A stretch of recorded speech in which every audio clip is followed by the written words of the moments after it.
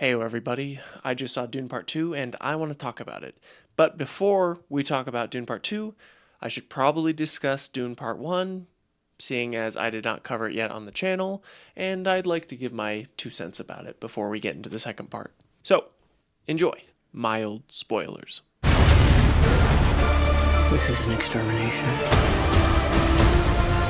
They're picking my family off one by one. Dune Part 1 is a really good first half of a movie. I read something someone said, that Dune Part 1 feels like if Lord of the Rings, The Fellowship of the Ring, had ended once the Fellowship had arrived in Rivendell. And while I don't fully agree with that sentiment, I can understand where the feeling is coming from. This is the first half of a story, and at times it does feel like that. This film had to implement a lot of lore and world building, so the audience had enough context to make sense of the story. And as a book fan, it's hard for me to say if this worked well enough with audiences. Everyone I have talked to who has seen Part 1 that is not a book fan or has not read the books does seem to enjoy it. I haven't met anyone that hates it. I've met some people that think it's a little boring, but it's just not their cup of tea. But everyone that has enjoyed it, they seem to understand what's going on. That is a success in my mind of getting the audience to understand how your world works, especially one this complicated and layered. Dune Part 1 is beautiful, obviously. Anything shot by Greg Fraser is impossible not to look good. It's a beautiful film, and not only is the cinematography beautiful, the VFX is beautiful, the set design is beautiful, everything about this film is beautiful through and through. I'm not always a fan of sci-fi ship designs or sci-fi designs in general, but a lot of these are really cool and they really work for me. Particularly the ornithopters. They just look cool. They're just a dragonfly spaceship. They're one of those things where whenever a dad watches Dune Part 1, they immediately come out of the theater and just go like, oh man, good movie, but do you see those dragonfly copter things? Those are pretty cool. And yeah, they are. They're really cool.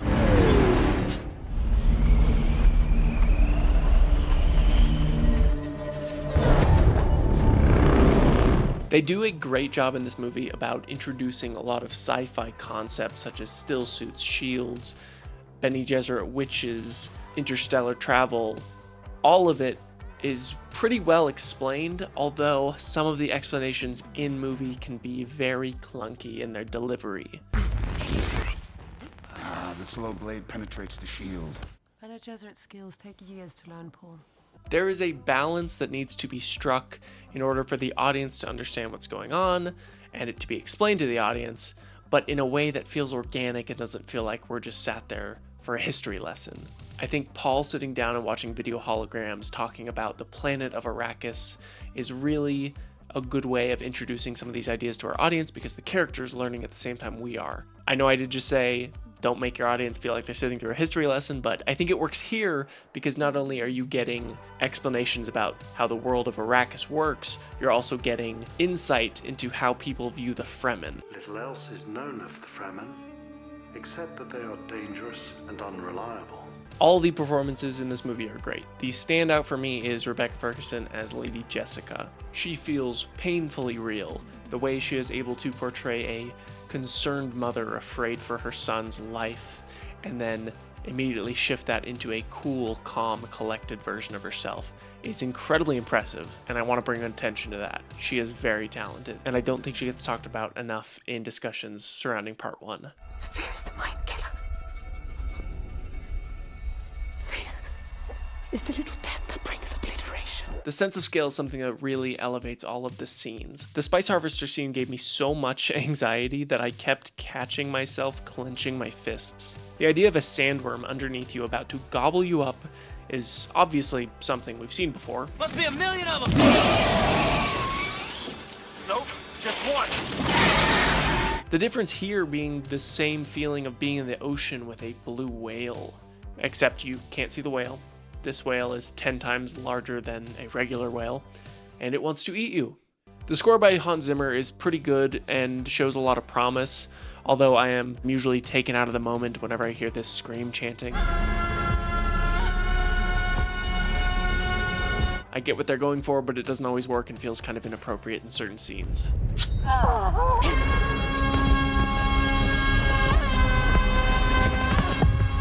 I do really enjoy the theme they use for the Harkonnens, this booming, menacing sound. It gives a perfect impression of the tone that the Harkonnen family emits. My Iraqis.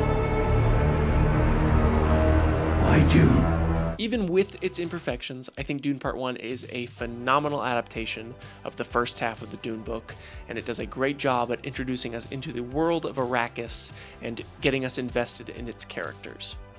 8 out of 10. If you like this video and you want to see more like it, consider liking and subscribing. Consider what you're about to do, Paul Atreides.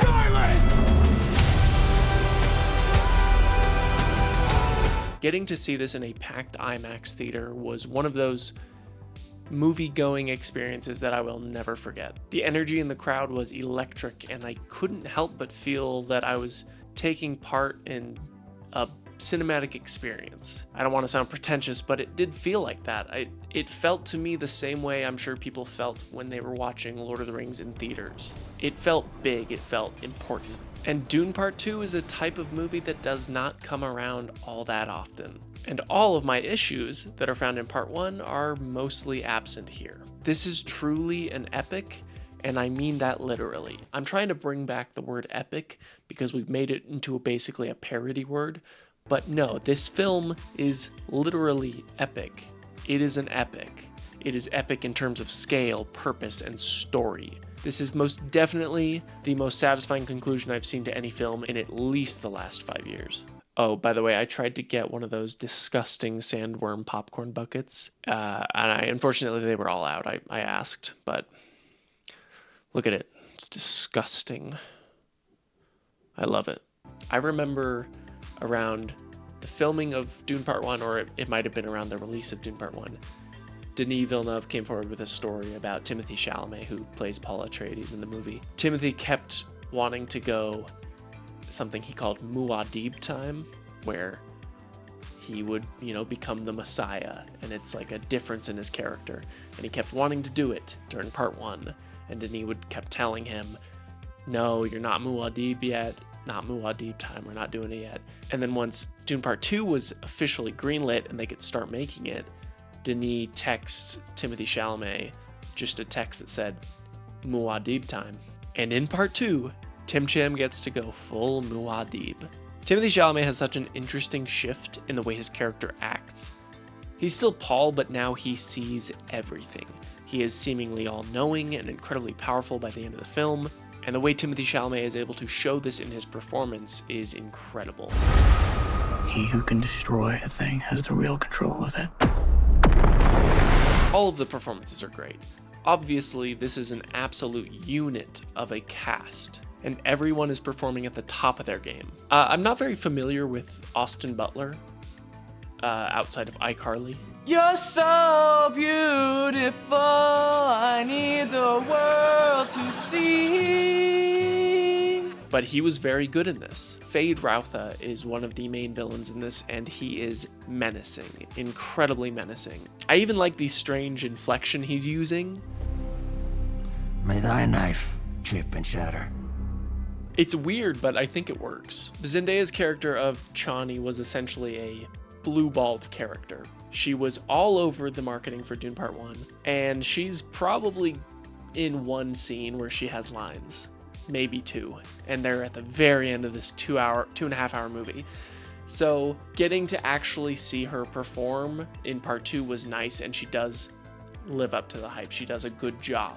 In Part 2, she is one of the leads and actually gets to show off some of her acting chops. Chani is a character who very much hates the idea of the Fremen following a Messiah-like figure, and it makes it even more complicated for her that the Messiah-like figure that all the Fremen are wanting to follow, or at least a lot of the Fremen are wanting to follow, is the man she loves, Paul. So getting to see that struggle internally for her is really good, and I think Zendaya does a great job with that. My favorite performance in Part 1 was Rebecca Ferguson as Lady Jessica, and it still might be. She's not bad by any means. It's just a completely different version that she's playing.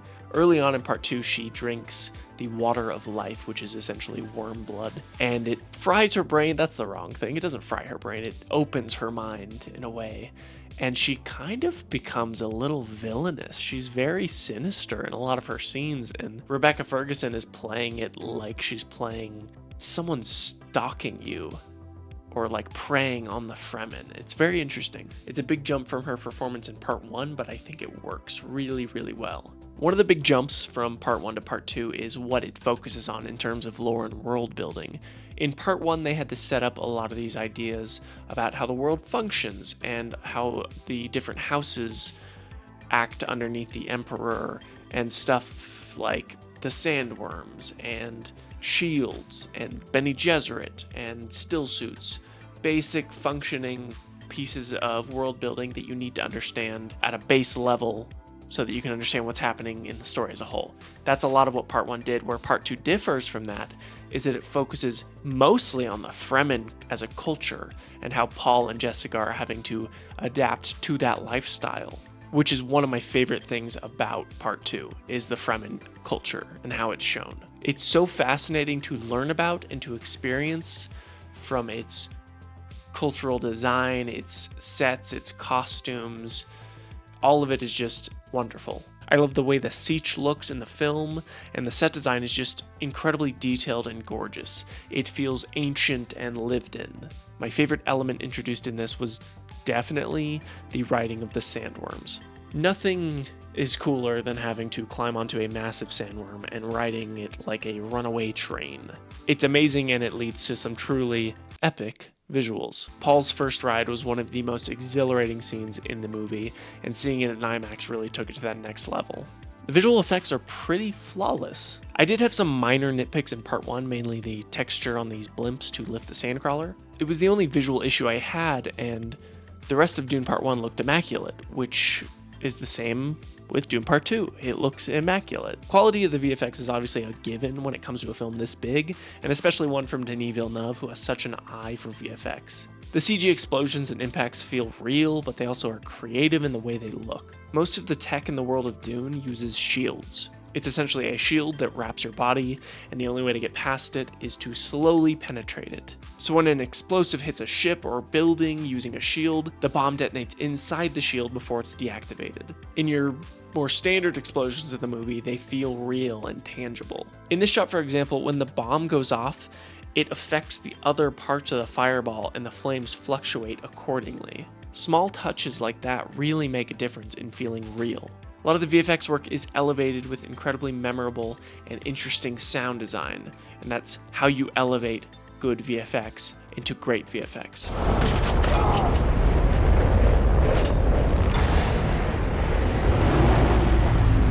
One of the coolest visual choices was to shoot the gladiator battle with Fade Routha under a black sun. It's interesting to look at, and it makes it visually distinct from a lot of the other worlds we see in the movie. Hans Zimmer does the score for both Dune Part 1 and Dune Part 2, and Part 2 is superior in terms of music. I'm not saying Dune Part 1 had bad music by any means, but some of the more creative choices don't feel like they worked all of the time. A lot of the times it would feel strange or out of place, specifically the chanting woman sound cue. Part 2 only used the thematic chanting one time, if I'm remembering correctly, and it was actually thematically appropriate for the scene it was used in. The rest of the score is very similar to how it was in Part 1, just taken to that next level and elevated.